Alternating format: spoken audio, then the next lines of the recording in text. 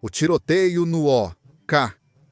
Corral já foi contado e recontado milhares de vezes, mudando e peneirando os fatos até que a verdadeira história se perdeu. Enterrada sob lendas e tradições, contos populares e meias-verdades, tudo ao longo de décadas de relatos tendenciosos. O que aconteceu em Tombstone naquela tarde não foi um simples confronto entre homens da lei e foras da lei. Foi o ponto de ruptura de uma longa e feia rivalidade moldada por uma cidade crescendo mais rápido do que qualquer um podia controlar. Deixando de lado a política e as desavenças pessoais, o sangue correu frio nos desertos em desenvolvimento do território do Arizona. Para Pegadas da Fronteira, volte conosco pelas histórias fascinantes que evoluíram para o maior confronto da fronteira. Um confronto que levou ambos os lados ao estreito, porém marcante, terreno da Fremont Street. Redescubra o que os registros sobreviventes realmente revelam sobre os 32 segundos mais disputados, se não empolgantes e fascinantes, do Velho Oeste americano.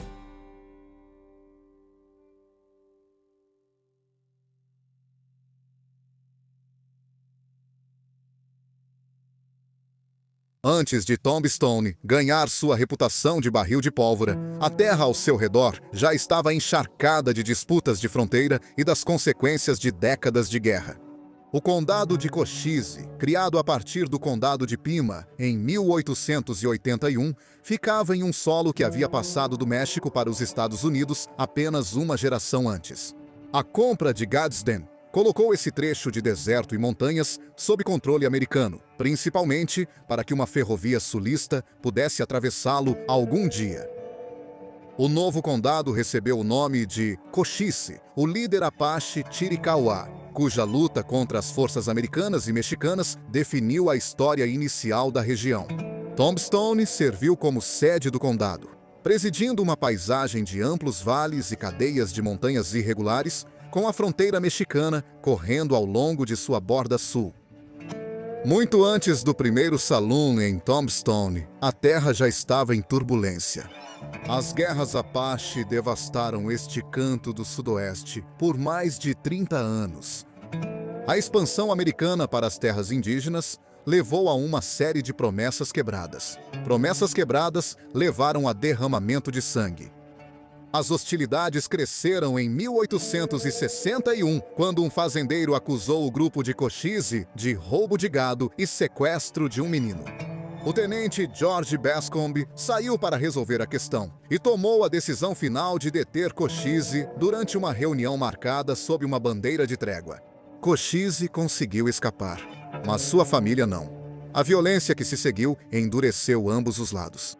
Por 25 anos, a região teve emboscadas e assassinatos de retaliação até Jerônimo se render em 1886.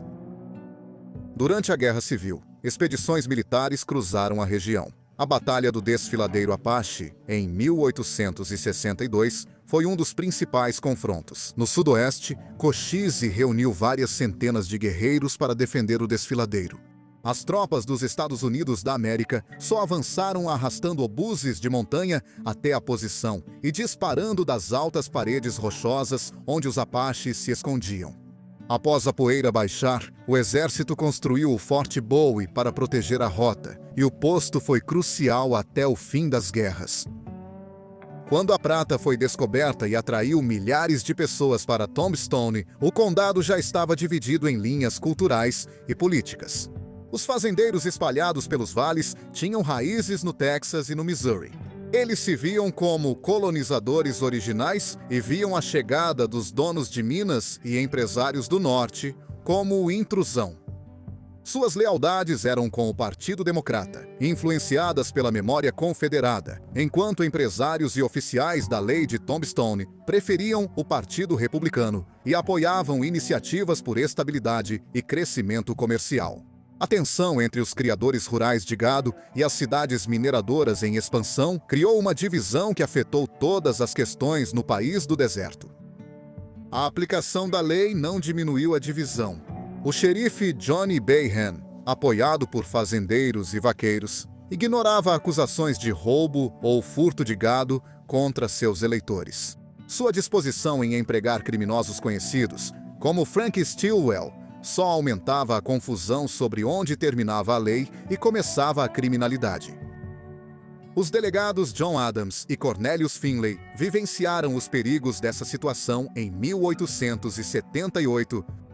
Pouco depois de serem empossados, eles foram emboscados e mortos por um grupo de mexicanos que acreditavam que a dupla estava transportando ouro. Um suspeito, Florentino Saiz, mais tarde seria ligado à violência contra os policiais locais. Mas a justiça nunca cruzou a fronteira. O México recusou a extradição e o assunto morreu na burocracia e no esquecimento. A própria fronteira funcionava como uma porta giratória para encrenqueiros. Assaltantes americanos e mexicanos moviam o gado entre os países, fugindo da perseguição ao cruzar a fronteira, antes que o xerife ou os aurales os alcançassem. Cada lado acusava o outro de ajudar criminosos, mas tudo isso era irrelevante. Nenhum dos lados conseguiu controlar o fluxo de gado roubado, nem os homens envolvidos. Quem realmente impulsionou o aumento da criminalidade no condado de Cochise? Praticamente todos com interesse na área, especialmente vaqueiros endurecidos. Assaltantes mexicanos que conheciam os cânions melhor do que qualquer mapa. Homens da lei dispostos a flexibilizar regras e uma classe trabalhadora inquieta, atraída por um lugar onde a fortuna parecia acessível. Juntos, eles tornaram o condado de Cochise uma fronteira volátil, preparando o cenário para o confronto em Tombstone. Que nome melhor para um grupo desorganizado de personagens obcecados por crime do que cowboys do condado de Cochise? Os cowboys citados antes nem tinham esse nome no auge deles. Mas combina com o grupo de ladrões de gado e assaltantes que atuavam no sul do Arizona no final dos anos 1870 e início de 1880. Eles foram uma das primeiras redes de fora da lei no Oeste e sindicatos do crime organizado nos Estados Unidos em geral. Unidos por laços de parentesco e uma disposição comum de pegar qualquer coisa que não estivesse pregada no chão. Até mesmo a palavra cowboy tinha um significado diferente nesta parte do Arizona. No Texas, ela se referia a um vaqueiro legítimo, trabalhando no campo aberto. Aqui, era quase um insulto. Moradores locais usavam esse termo para homens que roubavam gado, vendiam rápido e voltavam para o outro lado da fronteira antes de serem perseguidos. Honestos, trabalhadores de fazenda eram chamados de vaqueiros ou tropeiros. O termo cowboy indicava problema. Diziam os jornais mais a oeste, descrevendo os cowboys do Arizona como mais perigosos do que os típicos salteadores de estrada. O trabalho inicial deles seguia uma rotina simples em Sonora: reunir o gado mexicano e conduzir a boiada para o norte até o Arizona. Quando o México reforçou a fronteira e colocou soldados nos pontos de travessia, os cowboys tiveram que focar nos ranchos americanos e diligências que passavam. Cavalgavam em grupos pequenos e se reuniam em locais remotos, como o Vale de San Simón, onde escondiam e rebatizavam o gado roubado antes de vendê-lo. Em Tombstone, tinham aliados na cidade que os alertavam quando um delegado ou xerife formava um grupo de busca. Em 1881, os cowboys já tinham ganhado uma reputação regional por ameaçar transportadores, causando medo entre os novos colonos. A presença deles aumentava a tensão em uma cidade que já crescia mais rápido do que podia se policiar. Ela havia crescido de um amontoado de tendas para um centro de mineração com vários milhares de moradores, 2 igrejas e fileiras de casas de madeira. Tombstone estava na frágil fronteira de 2 mundos. Um tentando estabelecer tribunais, impostos e um comércio estável. O outro rejeitando qualquer autoridade que interferisse na liberdade da fronteira. Os cowboys se viam do lado das terras abertas e ressentiam os homens que vinham do norte para moldar a região de acordo com seus próprios padrões. A notoriedade dos cowboys se alimentava dessa divisão. Alguns homens da lei acreditavam que a quadrilha tinha algumas centenas de membros, mas historiadores modernos sugerem um número maior. Em todo caso, certos nomes se destacavam. Em primeiro lugar, os irmãos Clanton, Ike e Billy eram figuras centrais, com o rancho da família deles, há muito suspeito de ser um ponto de parada para rebanhos mexicanos roubados. Tom e Frank McClory não ficavam muito atrás, mantendo uma propriedade perto do centro de Tombstone e se envolvendo em uma teia de acusações de roubo de gado. Curly Bill Brocius era outro cowboy infame. Brocius era conhecido pela violência e habilidade em assaltar diligências. Johnny Ringo, considerado líder entre os rapazes, destacava-se pelo temperamento explosivo e grande influência sobre os outros cavaleiros. Outros homens saqueadores, Billy Clyburn, Pony Dill, Harry Head, Calica Jones e Frank Stilwell entravam e saíam do grupo, se alinhando sempre que surgia uma oportunidade. Circulavam histórias de que alguns membros juraram um verdadeiro pacto de sangue para se opor a certos oficiais da lei. Embora essas histórias viessem de moradores assustados e delegados frustrados, à medida que a lista de nomes aumentava, a imprensa ficava cada vez mais alarmada. O epitáfio de Tombstone, simpático aos homens da lei do condado de Cochise, publicou um editorial contundente em setembro de 1881, intitulado O Incômodo dos Cowboys. Mesmo no centro da cidade, as pessoas se sentiam inseguras, enquanto transportadores eram parados nas estradas e oficiais mal pagos hesitavam em perseguir criminosos conhecidos sem reforço suficiente. O jornal disse que investidores reconsideravam Tombstone, temendo que seu dinheiro não estivesse seguro. Em uma comunidade flertando com a anarquia, como na era moderna, a opinião pública raramente era unânime. No Velho Oeste, algumas famílias rurais apoiavam silenciosamente os cowboys porque dependiam da carne barata vendida de gado roubado. Saloons e casas de jogo recebiam de braços abertos o dinheiro deles, para os donos de negócios tentando sobreviver. Cliente que paga é cliente que paga. Enquanto isso, os moradores que queriam ordem observavam a situação com olhos ansiosos, acreditando firmemente na prosperidade da cidade. Dependia de colocar os fora da lei na linha, a política só aumentava essas divisões. O xerife Johnny Behan favorecia cowboys e fazendeiros rurais. Ele minimizava as queixas de roubo de gado e, frequentemente, entrava em conflito com oficiais da lei mais rigorosos que ele. Sua hostilidade aos agentes da lei rivais aumentou à medida que eles ganhavam influência. A situação piorou com incidentes de grande repercussão, como o assalto à diligência em março de 1881. Uma diligência da Kinhari Companhia, transportando uma grande remessa de lingotes de prata, foi emboscada nos arredores de Contention City. O assalto fracassou, mas os suspeitos, Bill Leonard, Harry Head e Jim Crane, estavam todos ligados aos círculos de cowboys. A tentativa levou o xerife a apertar ainda mais o cerco, aumentando as tensões nas relações. Outro ponto de tensão surgiu quando várias mulas do exército desapareceram do acampamento Hooker. Testemunhas ligaram o roubo a Calico Jones e, possivelmente, a Ike Clanton. O capitão Hurst trouxe seus 3 homens da lei de confiança e um agente da Wells Fargo para rastreá-los. A busca levou ao Rancho McClory, onde os animais roubados foram encontrados com marcas alteradas. Frank Patterson, falando pelo grupo, prometeu que devolveriam as mulas para evitar um tiroteio. Mas essa promessa evaporou no momento em que os oficiais partiram. Como resultado, Hurst fez uma acusação pública. O epitáfio de Tombstone publicou isso. Frank McClory respondeu no Daily Nugget, xingando Hurst de todos os nomes que conseguiu colocar no jornal. Quando a discussão foi para a rua, os McClory zombaram do exército e ainda se recusaram a entregar os animais. A violência transfronteiriça já era comum no sudeste do Arizona, mas os acontecimentos no Skeleton Canyon levaram as tensões além do limite. O primeiro grande confronto foi em julho de 1879, nas Montanhas Palâncio, na fronteira do Arizona com o Novo México. Um destacamento de rurais mexicanos cavalgou para o norte enquanto perseguia colonos que haviam roubado gado de fazendas em Sonora. A perseguição os levou a cruzar a fronteira para o território dos Estados Unidos. Quando chegaram ao próprio desfiladeiro, os cavaleiros caíram direto em uma emboscada. Grande parte da patrulha foi atingida por tiros de rifle, inclusive sob o comando do capitão Alfredo Carrillo.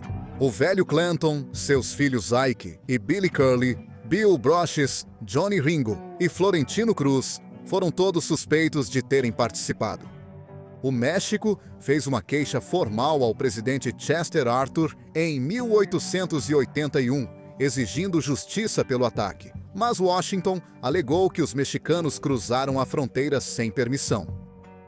Mais ou menos na mesma época, o Canyon Skeleton viu novo derramamento de sangue mais uma vez. Em julho de 1881, Curly Bill e um grupo de cowboys ficaram à espreita de um grupo de mensageiros mexicanos de prata que viajavam para o norte com cargas cheias de barras de prata. A emboscada deixou quase 2 dúzias de contrabandistas mortos pelo Canyon. Os cavaleiros ligados ao ataque incluíam a família Clanton e os irmãos McLaury. A notícia se espalhou rápido, e o nome do Canyon virou sinônimo de violência fora da lei. A resposta veio logo depois. Em agosto de 1881, forças mexicanas se moveram silenciosamente em direção ao Canyon Guadalupe, onde acreditavam que vários cowboys estavam acampados. Ao amanhecer, eles abriram fogo. O velho Clanton morreu instantaneamente. Jim Crane, Dick Gray, Billy Lang e outros também caíram. 2 homens conseguiram sobreviver. Harry Earnshaw rastejou para longe com ferimentos graves. Billy Byers escapou apenas ficando imóvel entre os mortos até que os atacantes se retirassem. A perda do velho Clanton destruiu a frágil estrutura de liderança na qual os cowboys confiavam e endureceu sua hostilidade em relação às patrulhas mexicanas. Durante esses confrontos de fronteira, outras pessoas circulavam entre os cowboys. Pony Dill apareceu em vários furtos e assaltos, incluindo ataques próximos a postos do exército. A reputação de Sherman McMaster era ainda mais complicada. Ele já usara um distintivo de Ranger no Texas, mas no início dos anos 1880 era ligado a ladrões de diligências e mulas. Em Tombstone, a vida seguia vil e violenta. Uma das perdas mais chocantes ocorreu em 28 de outubro de 1880. O delegado Fred White confrontou um grupo de bêbados que atiravam pistolas no escuro. Ao tentar tirar a arma de Curly Bill Brochus, o revólver disparou e atingiu White no abdômen. Policiais derrubaram Brochus com a coronha de uma pistola e o levaram. Fred White viveu o bastante para dizer que o tiro não foi intencional. Essa declaração impediu que Brochus fosse acusado de assassinato, mas ele nunca esqueceu os policiais que o agrediram. Tiros eram tão comuns que os tiroteios se tornaram quase rotineiros, já não chocando mais ninguém. E dentro dessa turbulência constante, surgiram uma série de confrontos mortais. Em junho de 1880, Buckskin Frank Leslie matou Mike Killen, do lado de fora do Hotel Cosmopolitan, após alegar que Killen tentou tirar sua vida. Os tribunais concordaram que foi legítima defesa. No inverno seguinte, Johnny O'Rourke, chamado Johnny Behind the Deuce, atirou em Henry Schneider durante uma discussão e quase foi linchado antes da intervenção policial. Apenas algumas semanas depois, em 28 de fevereiro de 1881, o pistoleiro Luke Short atirou em Charlie Storms, do lado de fora do salão próximo, depois que Storms ficou agressivo durante uma disputa de jogo. O tiroteio foi considerado justificado e, em 1º de outubro, Young Billy Claiborne matou James Hickey em Charleston, depois que Hickey o ameaçou repetidamente. O juiz responsável aceitou o relato de Claiborne e o absolveu. Combinados, esses incidentes se acumularam na fronteira. Assassinatos e tensões crescentes ao redor de Tombstone prepararam o terreno para o conflito que em breve definiria a cidade aos olhos da história. Um confronto que consolidaria seu lugar na tradição do Velho Oeste. A única pergunta que resta é: quem participou desse confronto? Com exatamente bem. Apenas 4 das maiores lendas pistoleiras do Velho Oeste, é claro, entram Doc Holliday e os irmãos Earp.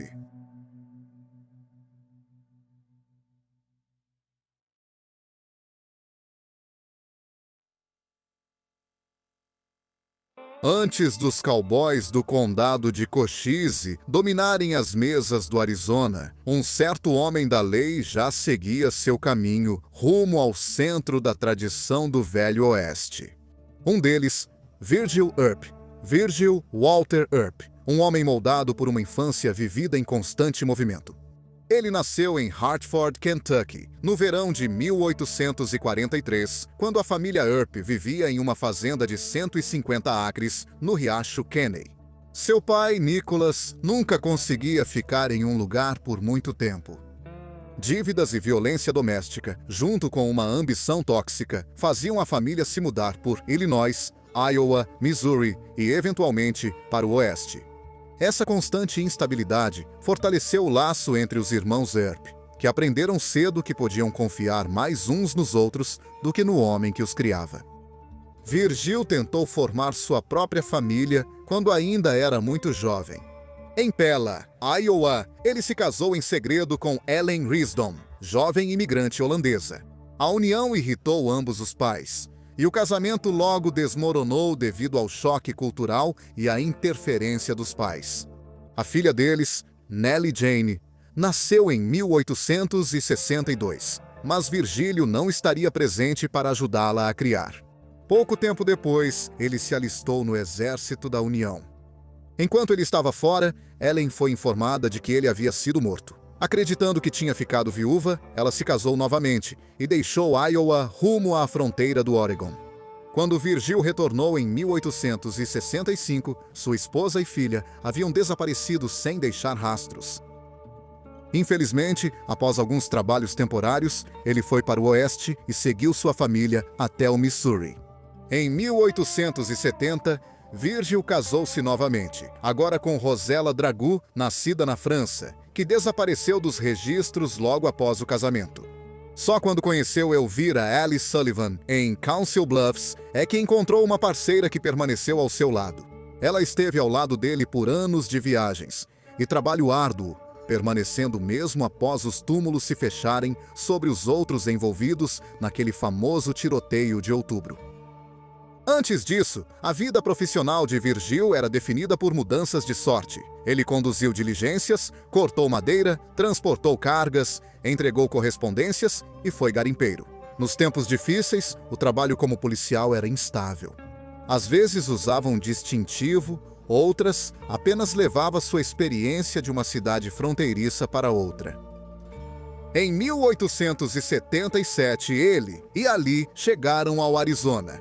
Eles viveram por um curto período em Camp Berdang, antes de se estabelecerem em Prescott, onde ele passou a transportar madeira e conduzir diligências entre os assentamentos. Naquele outono, ele se juntou a um grupo de busca por homens procurados por assassinato perto de Prescott. Houve um tiroteio em seguida, e o tiro de rifle longo de Virgil derrubou um dos suspeitos à distância. Esse único momento lhe rendeu a reputação de ser alguém firme sob pressão. O nome Virgil Earp passou a ter peso. Depois desse momento, ele construiu laços com autoridades territoriais e logo se tornou o vigia noturno de Prescott. No ano seguinte, ele foi eleito delegado. Foi nessa época que ele incentivou seus irmãos mais novos a irem para o sul, prometendo que o Arizona oferecia uma mistura de oportunidades e problemas que poderiam manter um homem da lei empregado.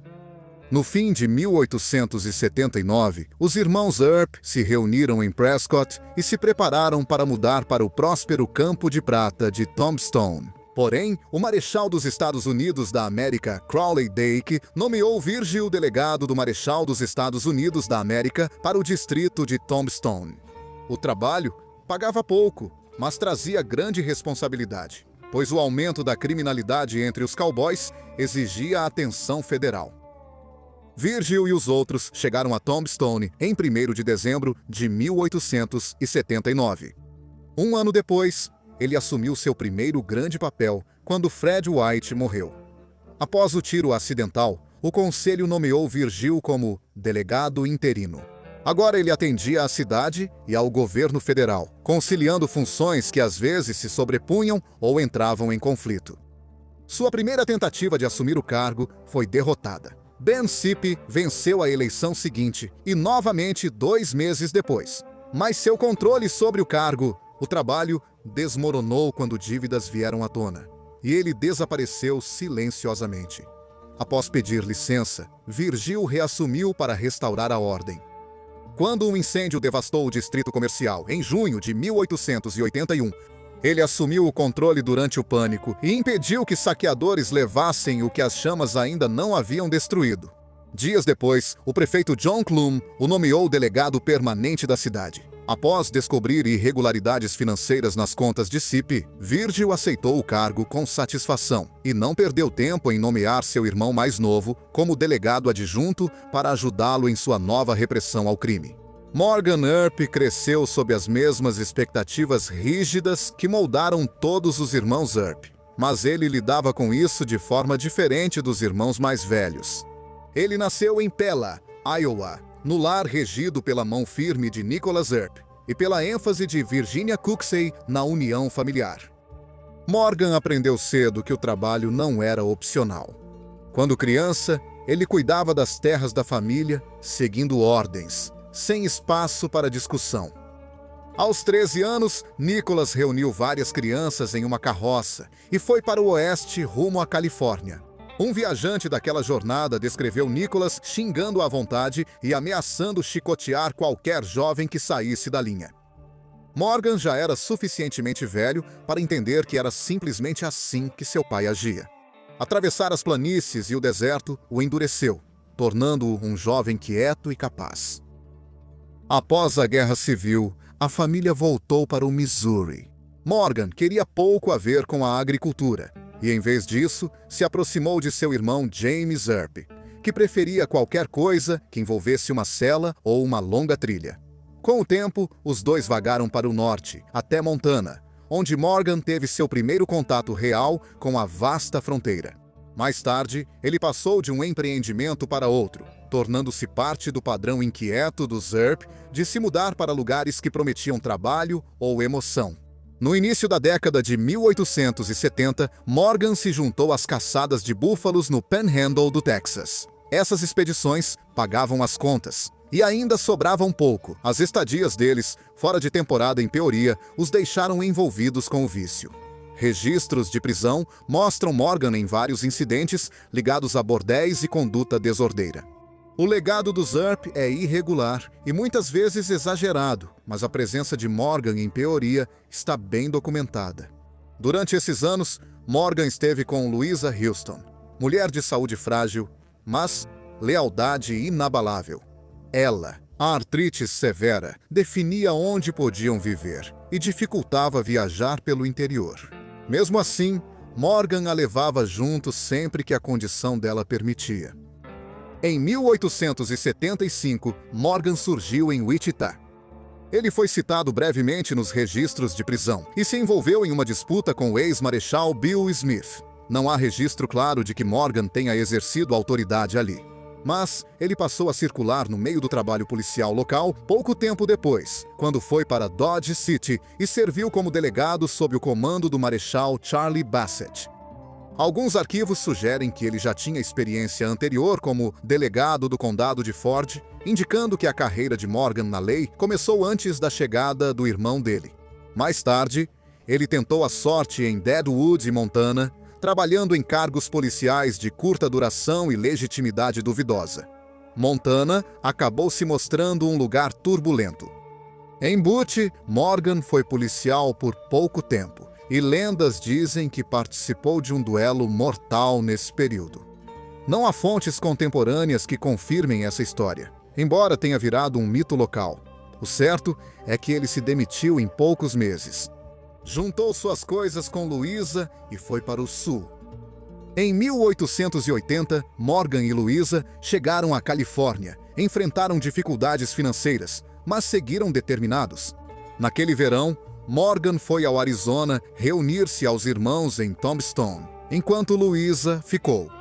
Receoso da má reputação que o acampamento de mineração havia conquistado, a renda mais confiável de Morgan nesse período vinha da Wells Fargo.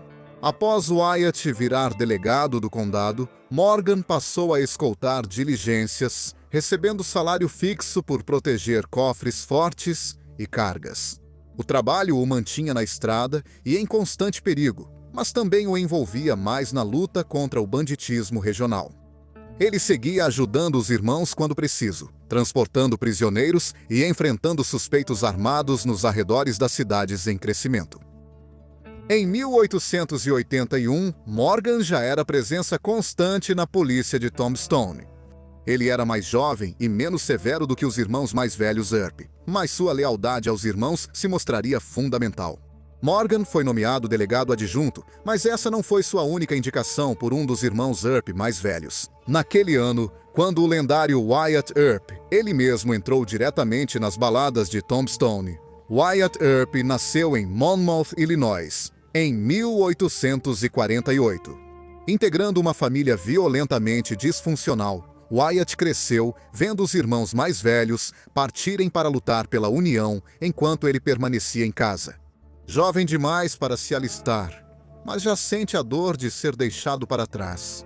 Quando a guerra acabou, os Earps estavam na Califórnia e Wyatt já mostrava seu jeito reservado e controlado.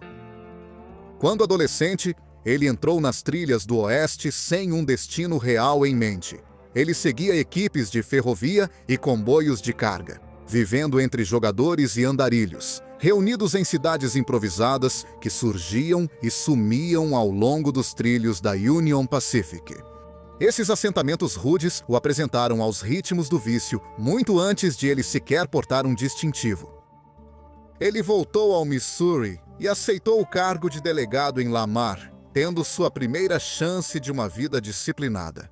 Aqui ele se casou com Arilla Sutherland, filha de um dono de pousada, e o casal parecia destinado a um futuro estável.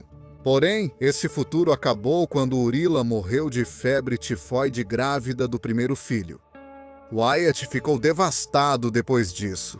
Ele abandonou Lamar e passou anos vagando entre problemas e sobrevivência, frequentando bordéis e cidades ribeirinhas onde a violência era comum.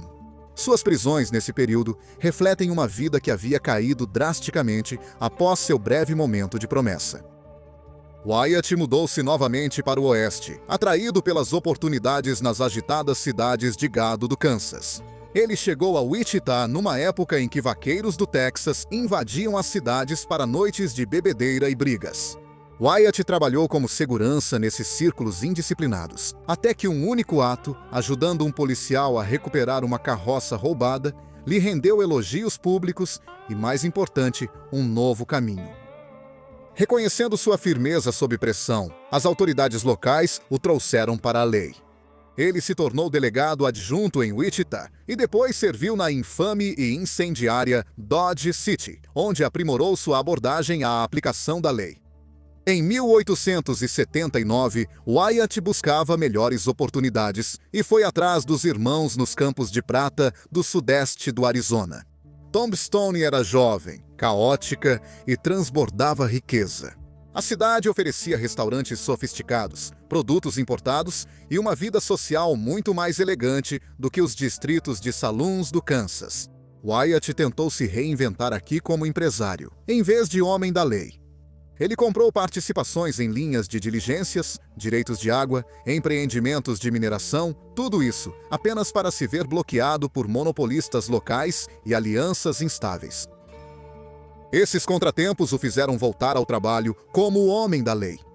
Ele aceitou um cargo na Wells Fargo, protegendo cofres fortes, e depois se tornou delegado adjunto do condado de Pima, lembra?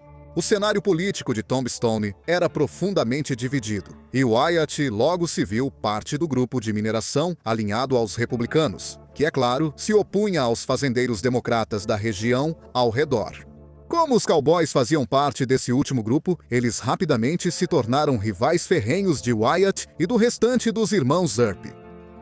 Em 1881, Wyatt já queria ser o primeiro xerife do novo condado de Cochise. O cargo prometia poder e boa renda, pois xerifes ganhavam porcentagem dos impostos arrecadados. Wyatt achava que sua lealdade ao Partido Republicano e experiência na fronteira eram um forte argumento. Claro, o já mencionado Johnny Bahan conseguiu o emprego, mas falaremos mais sobre isso depois. Dizia-se que Barhan sempre via Wyatt como teimoso e excessivamente moralista, e que a situação do subxerife foi feita para zombar do homem da lei.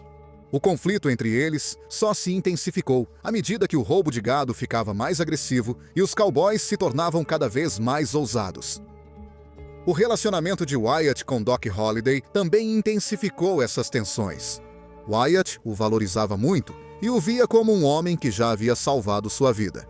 Essa lealdade, frequentemente, colocava Wyatt sob suspeita entre os moradores da cidade que desaprovavam o comportamento e o passado de Doc, um passado assumidamente envolto em mistério e confusão. John Henry Doc Holliday veio ao mundo em Griffin, Geórgia, sendo o único filho biológico de Henry Burroughs Holliday e Alice Jane McKee. Seu pai já havia participado de uma guerra no México e serviria novamente quando a Confederação convocou voluntários. Doc cresceu em uma casa marcada por rígidos costumes, orgulho militar e a constante presença de doenças. Seu irmão adotivo, Francisco, trazido para casa após a Guerra do México, morreu jovem de tuberculose. Alice Holliday faleceu em 1866, deixando seu filho com uma dor que nunca o abandonou de verdade. Seu pai se casou novamente quase imediatamente, e o mundo da família mudou mais uma vez, aumentando a distância entre Doc e o lar que ele conhecera. Ele recebeu uma educação clássica no Instituto Valdosta, estudando retórica latina, matemática e história, o que lhe deu o vocabulário culto que mais tarde surpreenderia apostadores e frequentadores de saloons. Foi a odontologia que se tornou sua profissão escolhida. Em 1870, ele viajou para Filadélfia e se formou no Colégio de Cirurgia Dentária da Pensilvânia.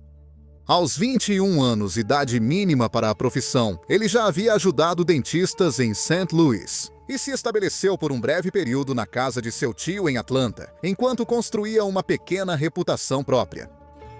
Essa estabilidade inicial não durou.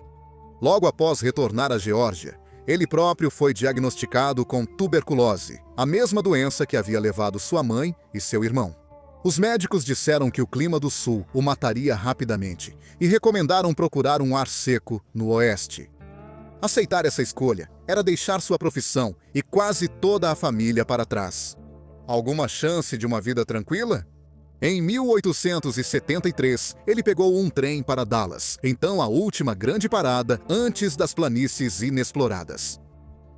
Doc atuou como dentista em Dallas com o Dr. John A. Seeger e recebeu vários prêmios na feira do condado. Mas sua tosse, cada vez pior, tornava impossível trabalhar de forma confiável. As longas horas necessárias para obturar cáries e fazer dentaduras o deixavam exausto e cuspindo sangue no lenço. O jogo logo substituiu a odontologia como sua principal fonte de renda. Seu temperamento e mente afiada faziam dele um natural nas mesas de cartas, embora sua nova profissão trouxesse problemas frequentes. Em 1874, foi indiciado por jogo ilegal e depois absolvido por atirar em um dono de salão. Ele foi ao norte até Denison, pressionado pelo aumento das multas. A partir daí, Doc começou a vida errante e inquieta que definiria o resto de sua existência. Sob vários pseudônimos, ele trabalhou como croupier de faro em Denver, Cheyenne e Deadwood. Em todos os lugares, ele ganhou uma reputação de violência. Uma briga de faca com Bud Ryan quase o destruiu. Depois, uma discussão em Breckenridge terminou com um rival atirando em Doc. Quando ele estava desarmado, os jornais chegaram a publicar seu obituário. Antes de saber que ele sobreviveu, seu primo viajou para o oeste para ajudá-lo. Mas, nesse momento, Doc já estava totalmente dedicado à vida de jogador profissional. Ele se mudou para Fort Griffin, no Texas, onde conheceu Kate Nariguda, húngara de inteligência afiada e senso de humor igual ao dele. Ela foi o mais próximo de uma parceira que ele já teve. Foi em Fort Griffin 2 que Doc conheceu Wyatt Earp pela primeira vez. Wyatt perseguia o fora-da-lei Dave Rudable e pediu informações a Doc, que o direcionou ao Kansas. Essa troca se tornou a semente de uma amizade que floresceria na vida de ambos.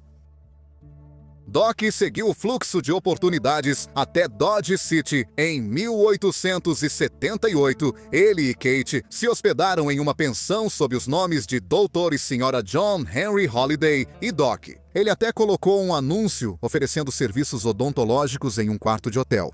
Provavelmente, foi a última vez que tentou trabalhar como dentista. Na maioria das noites, ele podia ser encontrado nas mesas de cartas do Long Branch ou de outros saloons cheios de malandros. Depois, surgiram histórias de que ele salvou Wyatt Earp de cowboys armados em Dodge City, embora jornais da época não tenham registrado. Wyatt sempre creditou Doc por agir quando os outros ficaram parados. As histórias em torno de Doc Holliday aumentaram à medida que ele se mudava para o oeste. Algumas histórias afirmam que ele matou um soldado no Texas. Outras mencionam tiroteios com homens cujos nomes sumiram dos registros. Historiadores acharam poucas provas desses relatos, mas as lendas aumentaram sua fama de figura mortal e imprevisível.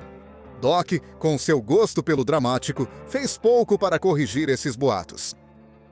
Quando o clima em Dodge esfriou, tanto literal quanto figurativamente, Doc mudou-se novamente, desta vez para Las Vegas, Novo México, onde as fontes termais ofereciam algum alívio para seus pulmões. Lá ele tentou administrar um saloon, mas o trabalho trouxe problemas legais novamente. Em uma dessas confrontações, um homem chamado Mike Gordon sacou um revólver e atirou em Doc do lado de fora de um saloon, morrendo logo em seguida. Se Doc atirou primeiro ou apenas revidou, o tiroteio se tornou mais um dos muitos mistérios que o cercavam.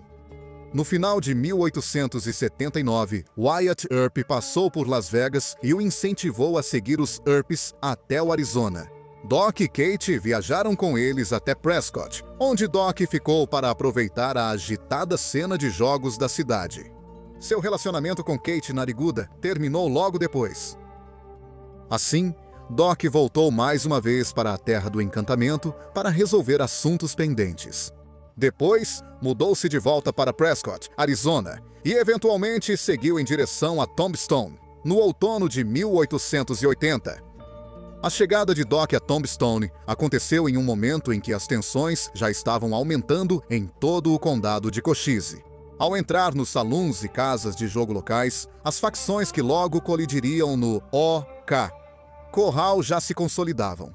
Doc Holliday não criou o conflito, mas, assim que ele cruzou os limites da cidade, tornou-se parte fixa do seu centro. Um jogador doente, caminhando firmemente em direção a um dos tiroteios mais disputados da história americana. Afinal, os sinais apontavam para a destruição, e a morte nunca chega atrasada no Velho Oeste.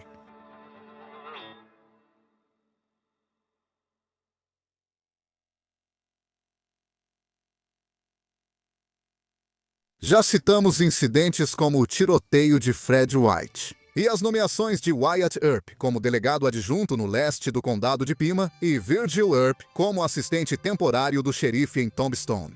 Certamente, a morte acidental de White não foi realmente aceita como acidental pelos cowboys, e com a crescente presença dos Earp nos domínios da lei do Arizona, eles carregaram o peso da culpa. E ainda assim, a noite mais sombria ainda estava por vir. A marcha rumo ao OK Corral começou na noite da eleição de 1880 para xerife do condado de Pima. Bob Paul era o favorito de quase todos que acompanhavam a política territorial. Quando urnas extraviadas chegaram a Tucson dias após o fechamento, a contagem passou a favorecer o democrata Charles Chabelle. Os resultados mais suspeitos vieram de San-Similon, um reduto remoto de cowboys a leste de Tombstone. Só 10 homens estavam registrados lá, mas o distrito entregou mais de 100 votos para Chabelle. Ike Clanton ajudou convenientemente a supervisionar a contagem, e Johnny Ringo atuou como juiz, tornando os números ainda mais difíceis de engolir.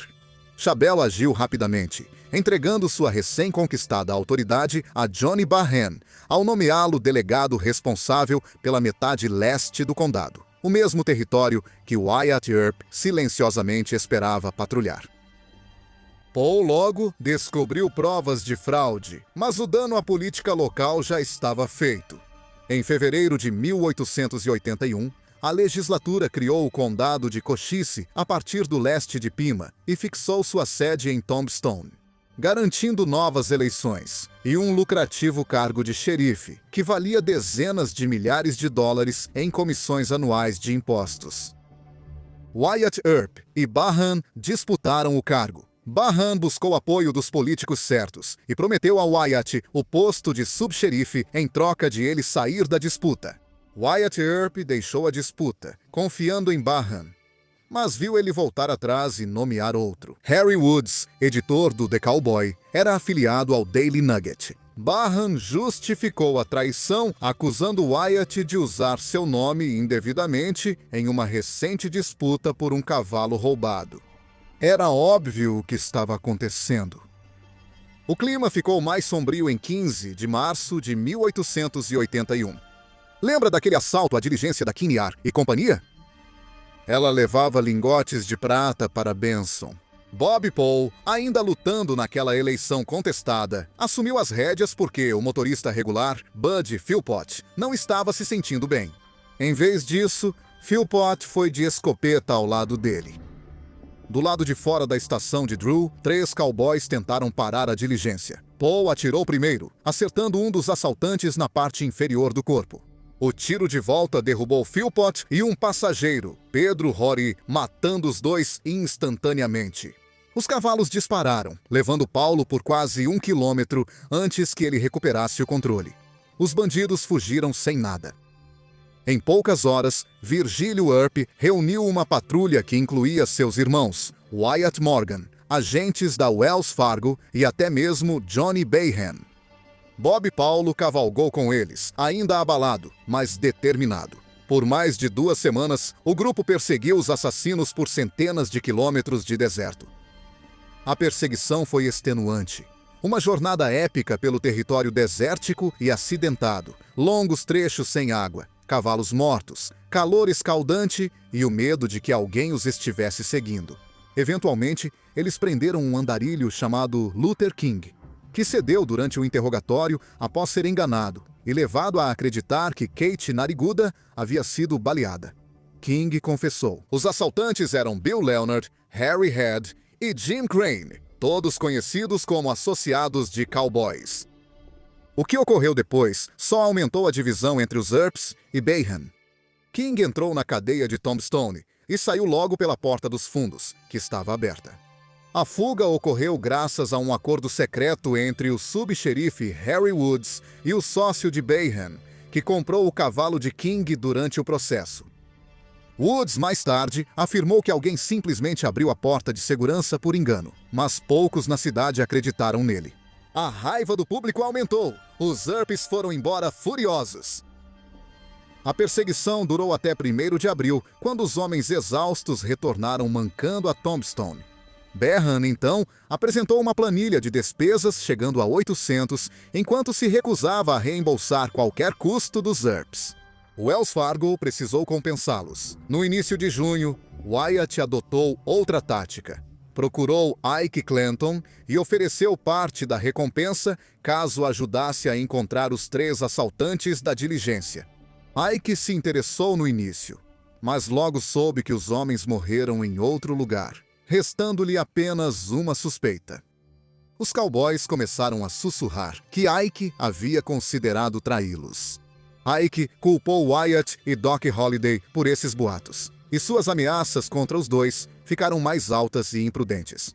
Enquanto isso, os cowboys culparem os irmãos Earp e Doc Holliday pelo roubo de março só aumentou a rivalidade. Mais ou menos na mesma época, a vida pessoal de Johnny Baham gerou novas fofocas.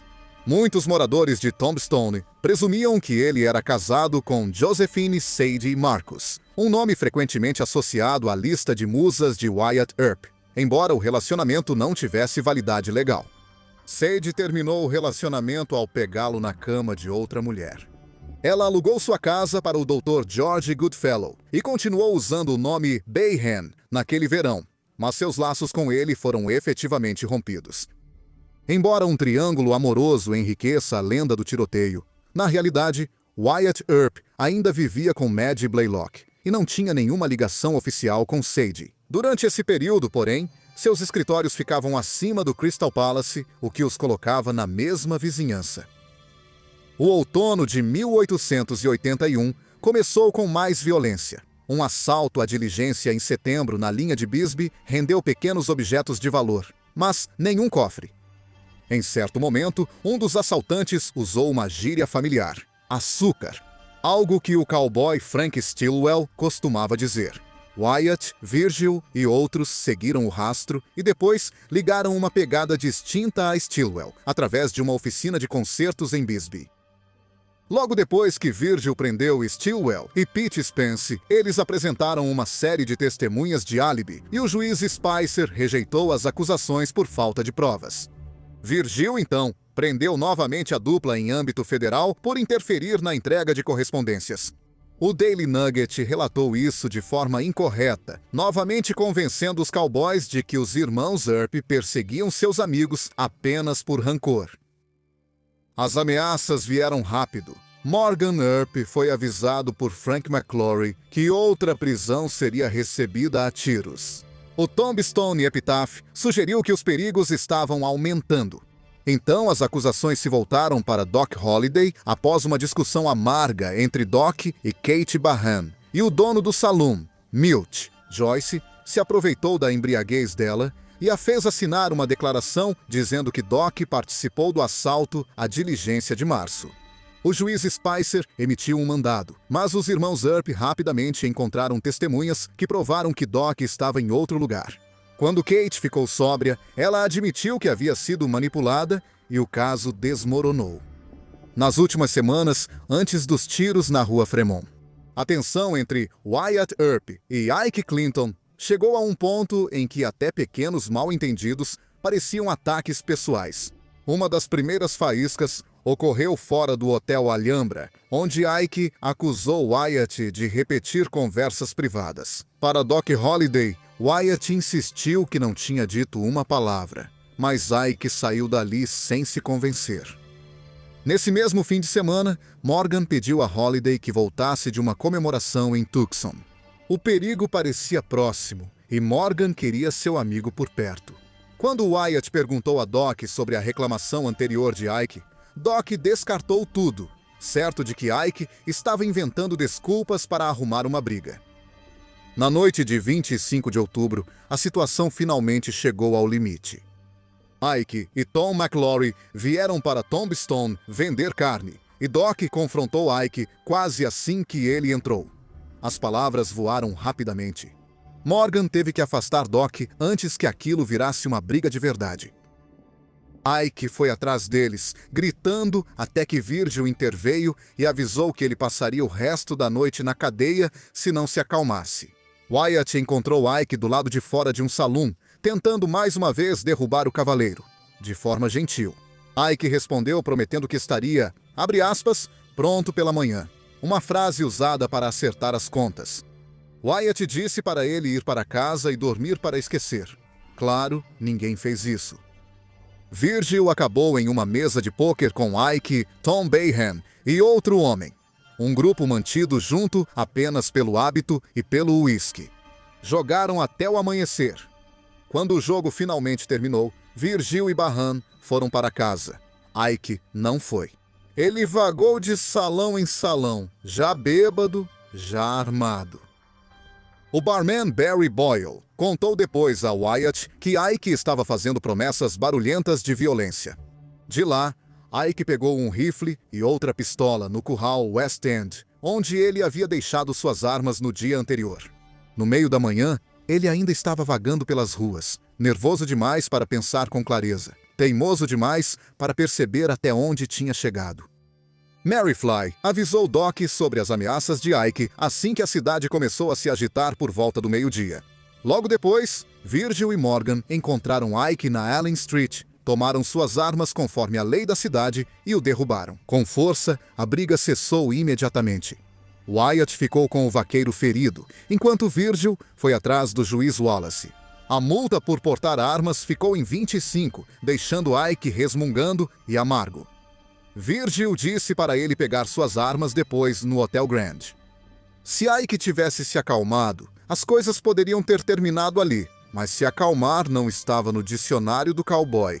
Do lado de fora do tribunal, Wyatt confrontou Tom McLaury sobre portar uma pistola escondida. Tom afirmou que estava desarmado, mas Wyatt viu a arma e o acertou 2 vezes, derrubando-o na terra. Sempre houve controvérsia se Tom carregava aquela arma ou outra de outro lugar, mas várias testemunhas ignoradas insistiram que ele estava armado. Um minerador disse que Tom caiu no início da briga, mas conseguiu se levantar novamente e revidar. Um viajante de Kansas City, mais tarde, descreveu um vaqueiro atirando por trás do pescoço de um cavalo, algo que nem Frank nem Billy Clanton jamais fizeram. Um lavadeiro chamado Pete Fellahey acrescentou que o mesmo homem ainda estava com um revólver na mão quando caiu perto do canto sudeste da Fremont. E em terceiro lugar, seu relato correspondia ao local onde Tom realmente caiu, não onde Frank ou Billy terminaram. Outra testemunha, Ham Light, olhou de uma janela e relatou ter visto um homem desabar contra uma casa próxima, que era exatamente onde Tom estava. Esses detalhes nunca foram apresentados na audiência seguinte, pois ambos os lados temiam as implicações. Testemunhos que ajudassem os Earps também poderiam prejudicá-los, e testemunhos que ajudassem os cowboys corriam o risco de expor contradições em sua própria narrativa. Como resultado, muito do que as testemunhas neutras viram nunca entrou para o registro. No início da tarde, Ike e Tom mancaram até vários quartos para receber tratamento médico rápido. O dia estava amargamente frio, com manchas de neve ainda permanecendo nas partes sombreadas da Fremont Street. Ambos os homens estavam acordados desde a manhã anterior, bebendo continuamente por volta desse horário. Billy Clanton e Frank McLaury chegaram à cidade depois de ouvirem que seus irmãos tinham sido agredidos. Cada um carregava uma arma lateral e um rifle, algo que não levantava suspeitas na estrada aberta, devido à recente atividade dos Apaches. Eles pararam no Grand Hotel apenas para ouvir o ocorrido. Doc Holliday os cumprimentou na entrada, mas a dupla saiu logo.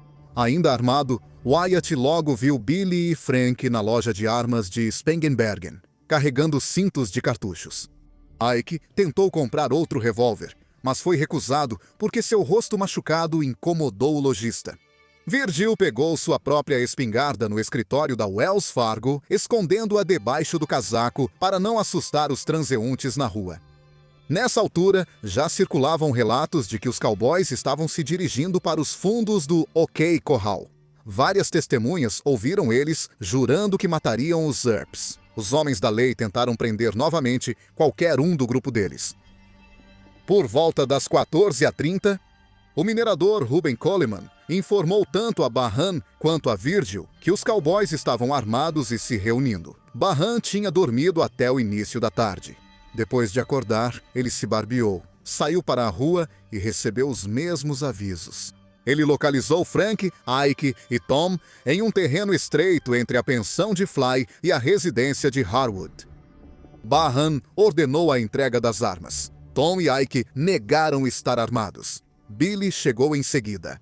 Hostil e desafiador, Frank manteve seu rifle à vista. O grupo ficou aglomerado junto ao terreno cercado, um espaço apertado que lhes dava pouco espaço para se mover, mas os mantinha fora da rua principal. Em minutos, os Earps desceram a Fremont, reduzindo rapidamente a distância até os cowboys. Todas as mágoas do último ano se acumularam naquele espaço estreito ao lado do estúdio do Fly. E quase não havia ninguém em Tombstone que não sentisse para onde aquela tarde estava indo. Um último confronto em frente ao OK Corral.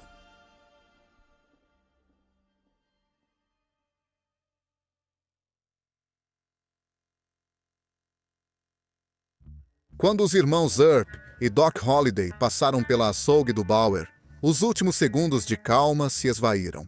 Um dos irmãos olhou para Doc e deu uma ordem curta para que ficasse pronto. Doc respondeu da mesma forma, e o grupo continuou em frente sem dizer mais nada. Eles se aproximavam de um terreno estreito ao lado da pensão do Fly, onde os cowboys aguardavam em uma linha dispersa, longe do Harwood Place. Algumas testemunhas também se lembraram de ver Billy Claiborne e Wes Fuller por perto, embora ambos tenham saído correndo assim que o confronto começou. Quando os Earps chegaram ao vão entre os dois prédios, estavam a poucos passos dos cavaleiros armados. Virgil Earp tomou a dianteira e avançou alguns metros na faixa de terra vazia.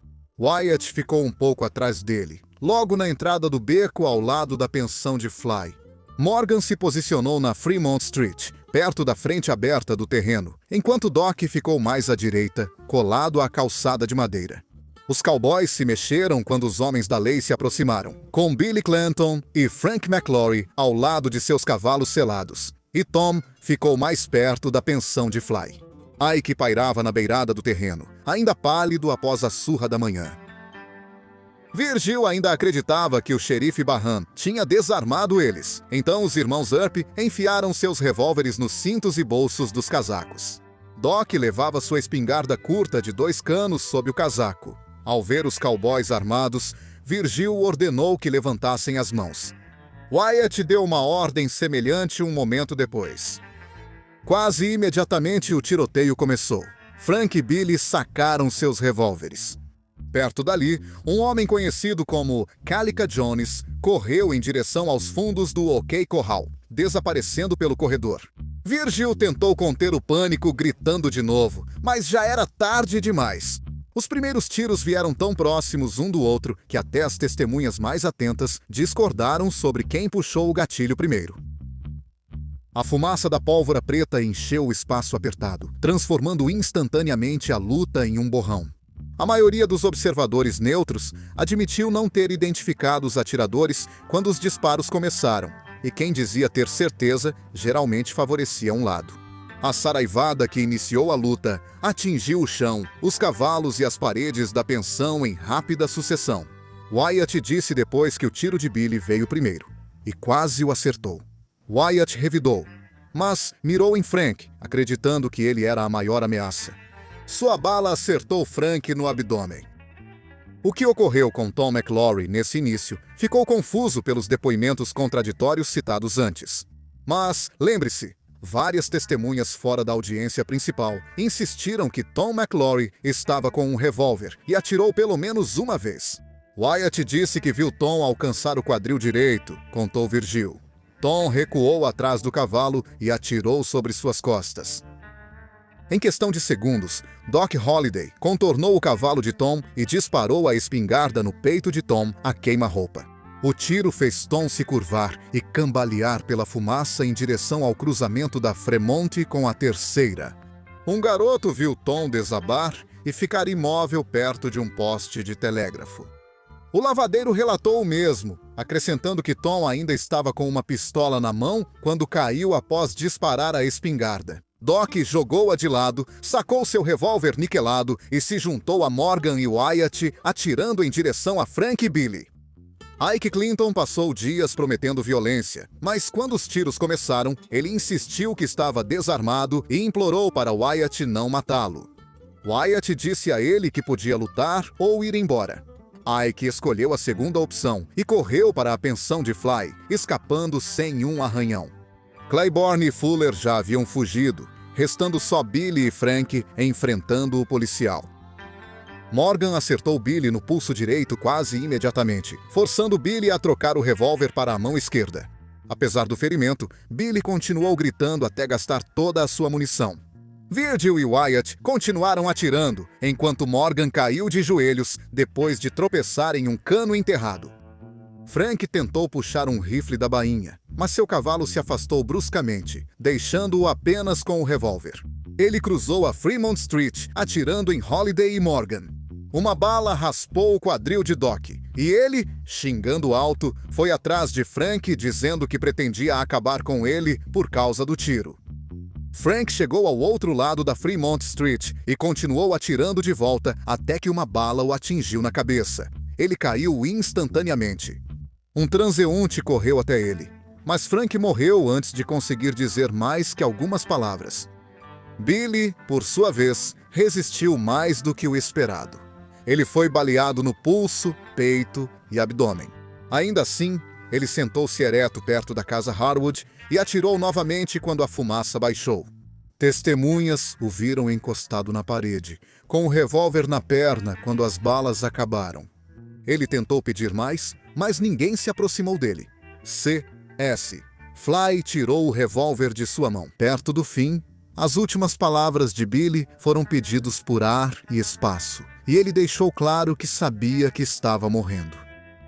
Tom McClory morreu pouco depois de ser levado para a casa Harwood, sem forças para falar. Ike continuou fugindo. Vários moradores da cidade o viram depois correndo pela Allen Street e desaparecendo pela Tough Nut Road. De um lado do ringue de boxe, Doc Holliday levou um tiro de raspão no quadril, a bala rasgando o tecido do casaco antes de cortá-lo na lateral. O ferimento de Virgil foi mais sério. Um projétil atravessou sua panturrilha e o deixou mancando imediatamente. Morgan sofreu o pior. Um tiro atravessou suas costas, passando por ambas as omoplatas e atingindo o osso antes de sair. Ele permaneceu de pé. Só pela força de vontade e pelo ímpeto da luta, Wyatt de alguma forma saiu ileso. Do outro lado do ringue, os três cowboys. Tom McClory foi atingido pelo tiro de espingarda de Holliday e morreu quase na hora.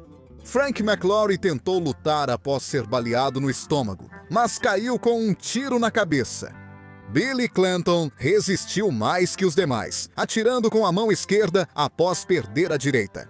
Mas os ferimentos no peito e no abdômen fizeram com que ele perdesse as forças rapidamente.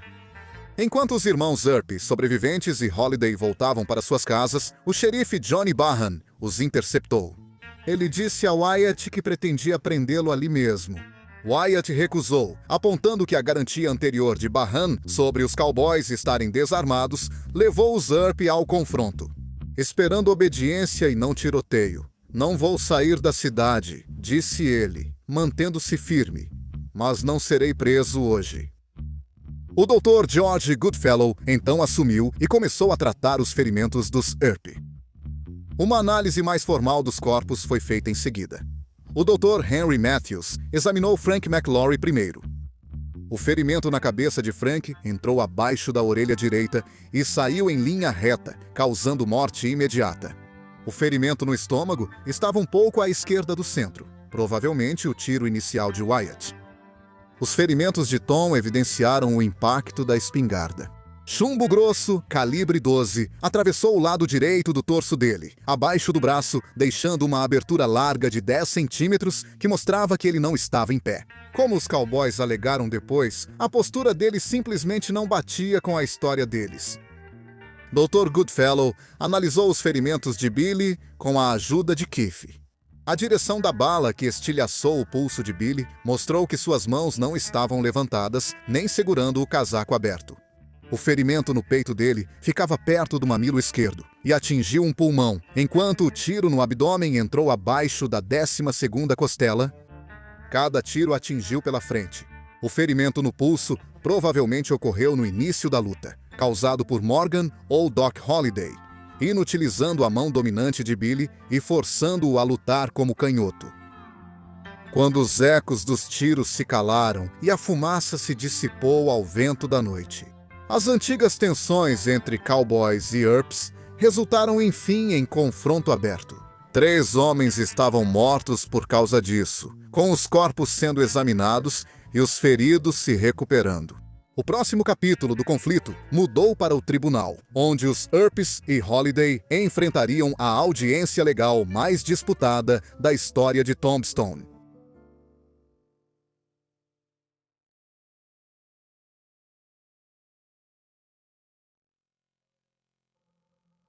Na manhã após o tiroteio, os corpos de Billy Clanton, Tom McGlory e Frank McGlory foram expostos na vitrine da funerária Ritter e Himes. As idades deles estavam listadas ao lado e uma placa com os dizeres "Assassinados nas ruas de Tombstone" estava encostada no vidro. A mensagem moldou imediatamente o clima do público, e as pessoas que passavam pelo centro paravam para olhar. O funeral atraiu uma multidão rara em uma jovem cidade mineradora. Entre 300 e 400 pessoas caminharam até o Boot Hill, mas as calçadas contavam a história principal. Cerca de 2.000 pessoas ficaram lado a lado ao longo do trajeto, observando em silêncio enquanto os caixões passavam. Tom e Frank foram enterrados lado a lado. Billy foi colocado ali perto. A presença de tantas pessoas sugeria uma forte simpatia pelos mortos, mesmo entre os moradores que tinham pouco apreço pelos cowboys enquanto estavam vivos.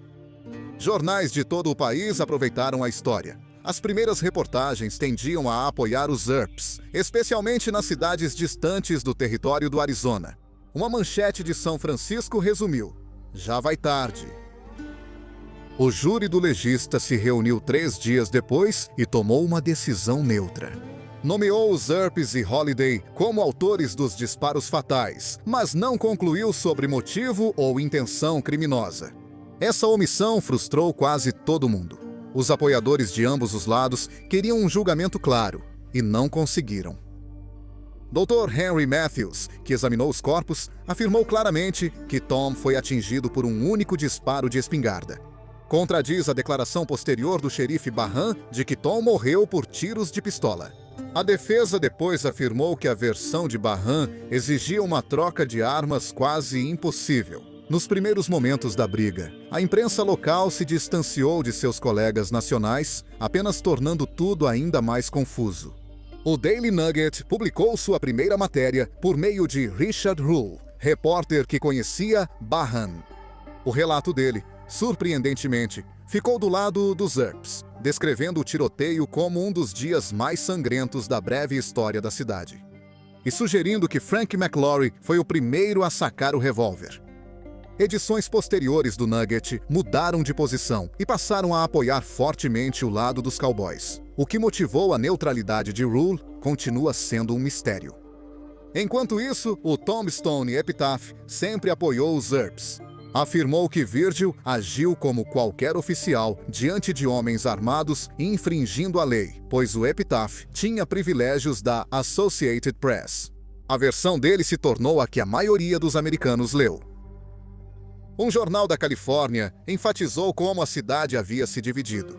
Repetiram que só 2 cowboys estavam armados e notaram que alguns achavam que os Earps exageraram, enquanto outros diziam que eles não tinham alternativa.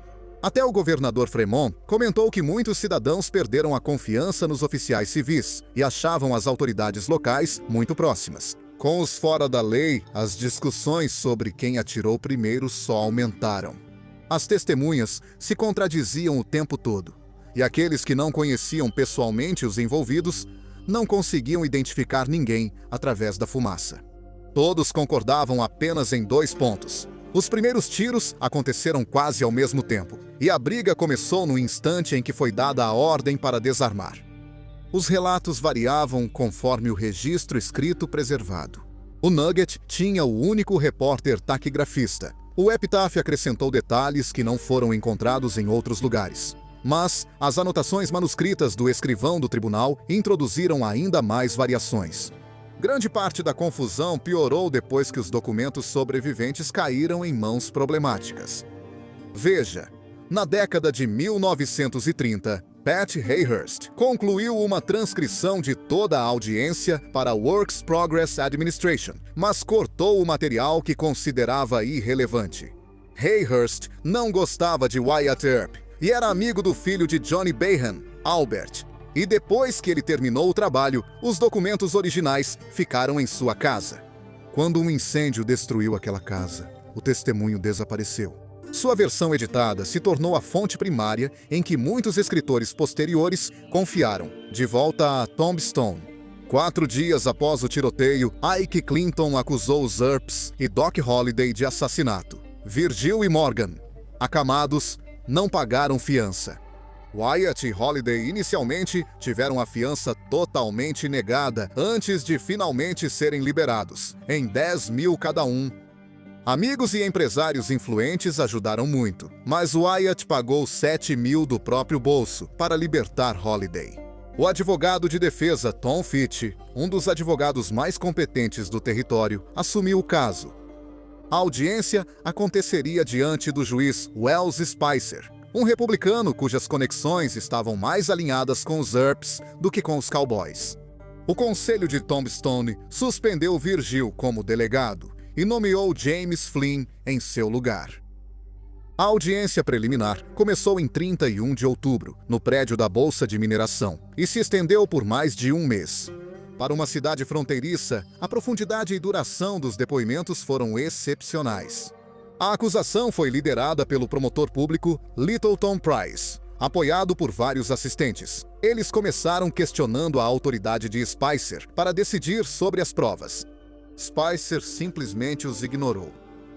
Will McLaury chegou logo depois para representar os interesses do irmão. Ele era habilidoso, emotivo e estava convencido de que os Earps e Holiday eram culpados de assassinato. Suas cartas insinuavam soluções violentas caso o tribunal não os punisse. As testemunhas de acusação descreveram os cowboys como cooperativos e desarmados, e o xerife Barran se tornou a voz mais importante deles. Ele testemunhou que os cowboys levantaram as mãos ou abriram os casacos para mostrar que não portavam armas. De acordo com ele, os Earps atiraram primeiro e dispararam várias vezes antes que qualquer cowboy revidasse. O contra-interrogatório revelou contradições, principalmente sobre suas declarações a Virgil, afirmando que McLaury sacou primeiro e que Virgil agiu corretamente. O depoimento de Ike Clanton desmoronou por si só, cheio de afirmações que mudavam toda vez que ele era pressionado. Ainda assim, contribuiu para a narrativa da acusação, já que havia impulso por trás dessa versão. Spicer revogou a fiança de Wyatt e Holiday. Eles passaram 16 dias na cadeia como resultado. A defesa de Tom Fitch começou pressionando para incluir provas das ameaças feitas pelos cowboys mais cedo naquele dia, e Spicer concordou. Ele também transferiu a audiência para o Hotel Cosmopolitan, para que Virgil, ainda em recuperação, pudesse testemunhar da cama. Fitch decidiu não colocar Holiday como testemunha, prevendo que seu temperamento seria explorado. Wyatt enviou uma declaração por escrito, mas a promotoria tentou bloquear. Spicer permitiu. Wyatt explicou sua oferta para perseguir assaltantes de diligências, sua relação com os cowboys e afirmou só ter atirado quando Frank e Billy sacaram as armas. Uma das testemunhas mais eficazes da defesa foi H.F. Sills, engenheiro ferroviário sem ligação com os envolvidos. Ele tinha ouvido os cowboys ameaçando matar os Earps mais cedo naquele dia, e seu relato teve um peso considerável. As ameaças continuaram mesmo enquanto a audiência acontecia. Cartas anônimas alertando os Earps e seus apoiadores circularam durante dezembro. No início, viram como bravatas imprudentes. Mas isso mudou após uma emboscada contra Virgil, já considerado um homem marcado. Depois da briga, Ike Clanton continuou apresentando acusações. Em dezembro, ele levou um novo conjunto de queixas de assassinato ao juiz João Batista Smith, em Contention City. Os Earps foram escoltados até lá, mas o caso logo desmoronou. Quando o juiz Lucas rejeitou as acusações por incompetência de Smith, Ike tentou novos mandados, mas o juiz exigiu provas para outra audiência, que Ike não apresentou. Até os que apoiavam os Earps sentiam o perigo se aproximar. O prefeito John Clum sobreviveu a uma emboscada em 14 de dezembro, quando cavaleiros atiraram contra sua carruagem perto de Benson. O ataque não parecia assalto. A maioria viu como retaliação pelo apoio de Clum aos Earps e seu trabalho no Epitaph. Clum escapou a pé e caminhou por quilômetros antes de encontrar um cavalo de reposição. Mais complicações surgiram quando uma nova testemunha apareceu. O Kansas City Star publicou um relato de uma senhora J.C. Collier, posteriormente republicado pelo Epitaph. Ela estava em Tombstone, visitando a família, e viu parte do tiroteio enquanto esperava na agência dos Correios. Ela afirmou que os cowboys abriram fogo assim que foi dada a ordem para levantarem as mãos, e descreveu um deles atirando por baixo do pescoço do cavalo. Ela relatou um homem ferido apoiado no cotovelo, atirando novamente, e outro usando um cavalo como cobertura. Os detalhes aumentaram a confusão sobre quem atirou primeiro e qual cowboy estava com qual arma, mas confirmaram o quão rapidamente a situação se tornou violenta. O juiz Spicer deu sua decisão em 30 de novembro de 1881, encerrando a audiência preliminar mais longa e examinada que o território já havia presenciado. Ele começou delineando as narrativas concorrentes.